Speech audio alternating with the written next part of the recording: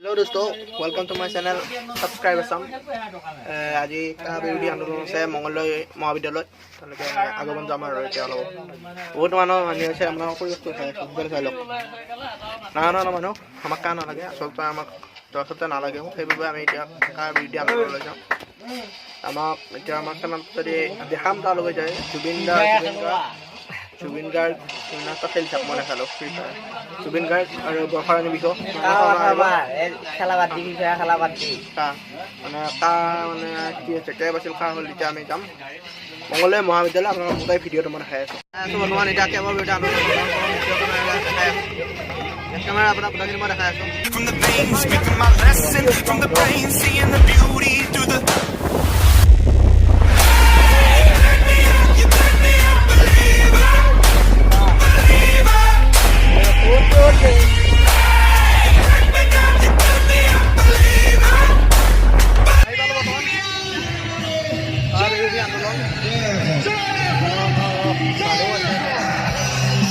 মই আছোঁ মোৰ লগত আৰু মোৰ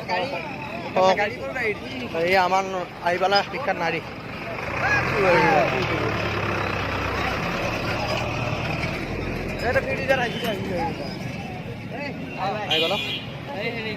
এইবিলাক আজি কাৰ পিন্ধা আমি যিমান যি হ'লেও আজি কাৰ পৰা গুচি নাযাওঁ আৰু সেইটো খাওঁ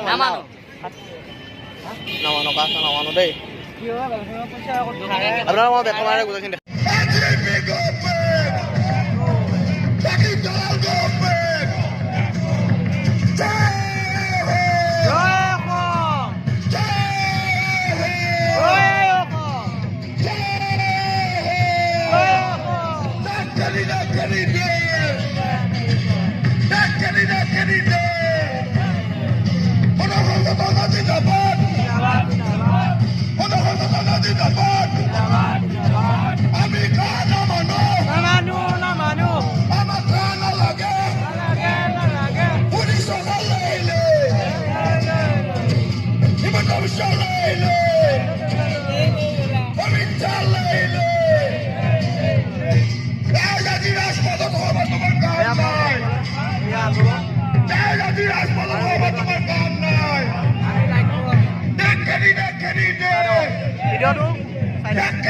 জুবিন গাৰ্গে দেখুৱাই দিছে। আজি জুবিন গাৰ্গে যদি বলিউডত থাকিলে হয়, আজি অসমৰ চিনেমা উদ্যোগটো কিন্তু ইমান উন্নতি নহল হয়। আজি জুবিন গাৰ্গে দেখুৱাই দিছে। সেইকাৰণে প্ৰতিগৰাকী শিল্পী জুবিন গাৰ্গৰ দৰে আমি তেখেতৰ আদৰ্শৰে আমি অনুপ্ৰাণিত হয়। আজি জুবিন গাৰ্গ অনুপ্ৰাণিত বিষ্ণুপ্ৰসাদ ৰাভাই যি ধৰণে সংগ্ৰাম চলাইছিলে, গীত মাত সৃষ্টি কৰিছিলে, যি ধৰণে অসমীয়া জাতিৰ বাবে কাম কৰিছিলে, অসমীয়া জাতিৰ বিপদৰ সময়ত নিজৰ মাটিও বিক্ৰী কৰি দিছিলে, তেনেকুৱা এজন হ'ল জুবিন গাৰ্গ। আজি কাৰোবাৰ বেমাৰেই হওক বা কাৰোবাৰ যিয়েই হওক, প্ৰতিগৰাকী মানুহৰ কাৰণে তেওঁ চিন্তা কৰে। আৰু তেনেকুৱা আদৰ্শ আজি বাবু বৰুৱাই কয়, it's possible save a life. কাৰোবাৰ যদি কিবা অসুবিধা হয়, কিবা বস্তু দৰকাৰ হয়, মেডিচিন দৰকাৰ হয়, আজি বাবু বৰুৱাৰ নেতৃত্বত it's possible save a life বুলি এটা তেওঁ NGO খুলিছে। সেই NGO থ্ৰুৱেদি গোটেই মানুহক সহায় কৰিছে। তো এনেকুৱা ধৰণৰ উদ্যোগ আমাৰ শিল্পীসকলে লৈছে, কাৰণ কি আমাৰ আদৰ্শ স্পষ্ট। আমাৰ আদৰ্শ আমি অসমীয়া স্বাৰ্থত আমি গুৰুত্ব দিওঁ, আমি নিজৰ স্বাৰ্থক আমি বিলীন কৰি দিছোঁ। ছাত্ৰ ছাত্ৰীসকল, আমাৰ মোৰ বন্ধু বান্ধৱী, মোৰ আই মাতৃসকল, সকলোকে মই শিল্পী সমাজৰ অজয় ধন্যবাদ দিছোঁ আমাৰ এই প্ৰতিবাদী অনুষ্ঠানটিত আপোনালোকে উপস্থিত থকাৰ বাবে। তো বেছি ভাষণ দিয়া মোৰ একেবাৰে নাই।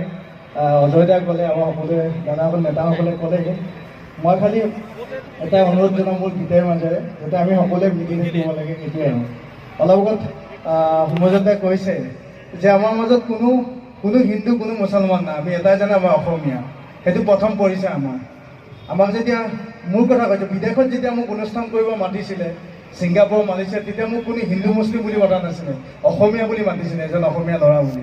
তো সেইটোৱে গৌৰৱ অনুভৱ কৰোঁ বাকী ধৰ্মৰ পিছত। গতিকে এটা গীত মই গাইছিলোঁ, কি বোলে লিখিছিলে, তো সেই গীতটিকে গাই দিছোঁ মই। সকলোৱে অলপ সহযোগ কৰি ভাল লাগিব। মই হিন্দু, মই বড়ো, মই মুছলমান, মই কাৰ্বি, মই ৰাভা, অসম সন্তান, মই গঢ়িম সোণৰ অসম, মাথো প্ৰীতিৰ আনিম প্লাৱন, কথা দিলো মই জয়াই অসম কথা দিলোঁ মই জয়াই অসম